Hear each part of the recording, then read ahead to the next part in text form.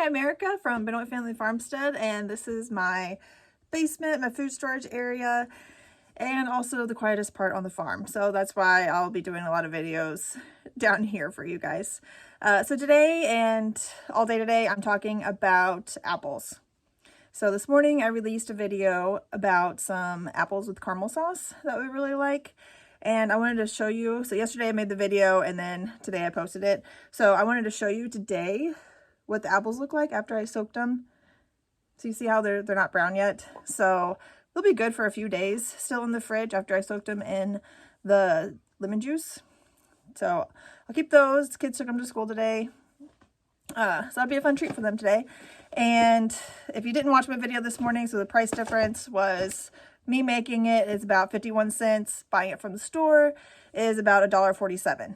And so it's a lot cheaper to make it ourselves. There's about half an apple in each one with maybe a couple tablespoons of caramel sauce. So also today I wanted to talk to you more about apples, the cost difference, what our kids' favorite snack is that I'm replacing with apples. And the purpose of apples today is because they're in season, the kids love them, and they're pretty good for a longer term storage. I can keep them in the basement for several months. Last year I had some picked and they lasted until February in the basement. So that's a long time. I can buy them in bulk, save money, and they last a lot longer than other snacks or most anything you can get at the store.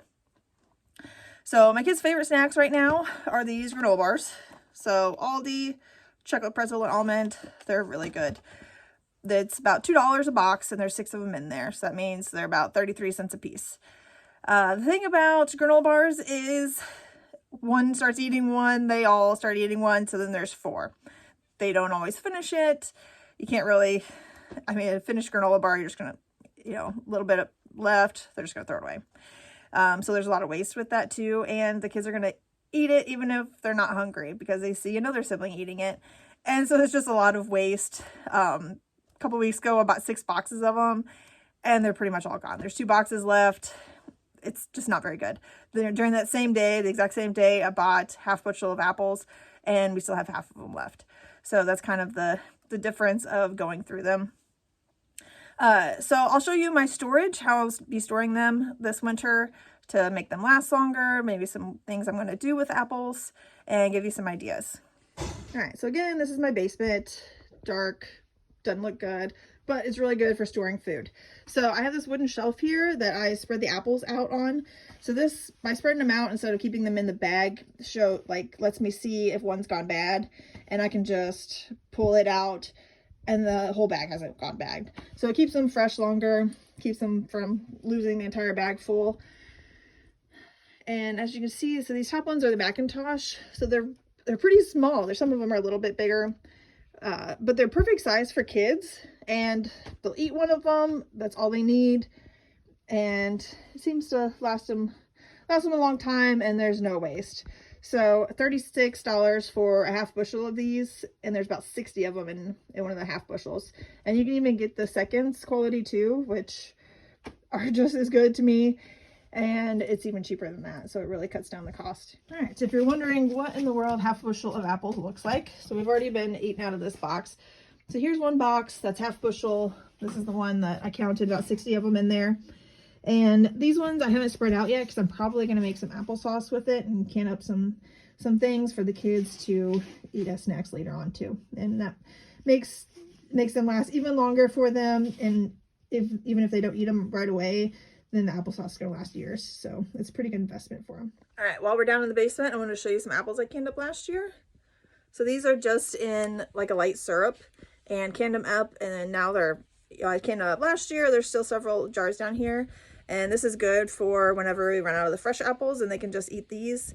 Or I can make like an apple crisp or apple pie pretty easily with these two if I wanted to. And so it's really good for the kids. They can just come down here, they just grab it off the shelf, and they're able to grab their own snacks, and it's healthy, you know where it came from, and it's a lot better for them. Another thing I store down in the basement for the kids is these pears. So I picked a ton of pears, this huge box full of pears, and letting them ripen up a little bit before I can them. And the kids just come down here, grab a pear, grab an apple, whatever they need, and they don't have to ask me for the snack. They already know they have full access to all these down here. So if you did the math, then a granola bar is about 33 cents each one, and an apple is about 60 cents. If you get bigger apples, they might be like 70 cents a piece. And so obviously that's a little bit more expensive, especially if you have more kids.